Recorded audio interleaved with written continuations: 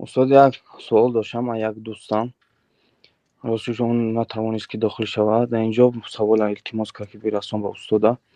استاد یک دوستم با یک دختر مقصد شناس شده است. وای اویلاشون با زور با یک از دیگه با نکاح در آورد.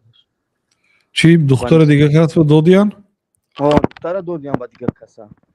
آن دختر نمیخواد خاطی وای زندگی کنه، خاطی وای پسر. آن پسر میگه که ما کوم مقصد پرسیم استاد رو اجازه ده که ما دختر بگم ما شوش رویا ما بگیرمش وای. حق داره مقصد. نه مادامی که شوهر کرده است زنی شوهردار به گپ زدن ممکن نیست. اگر خودش مثلا جدا شد ایدش برآمد تا ایدش برآمدن هم گپ زدن ممکن نیست درباره نکاح.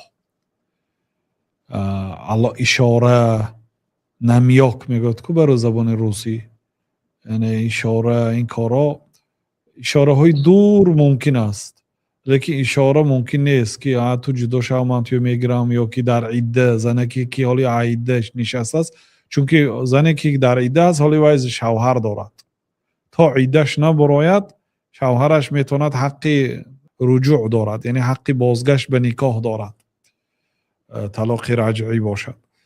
برای همین یعنی که به زنی شوهردار گپ زدن حرام است، یعنی پیشنهاد نکاح کردن جدا شو من تو رو میگیرم درست نیست.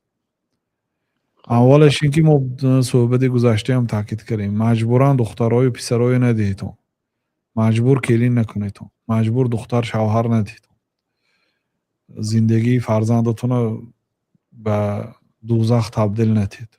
لیکن مادامی که شوهر کرد اکو دیگه طاقت کنید. وقتش انده خواستگار فرستانده گرفتنده کار بود، وقتش انده نگاه کرده نشته حرکت کرده گرفتنده از دست داده دکن.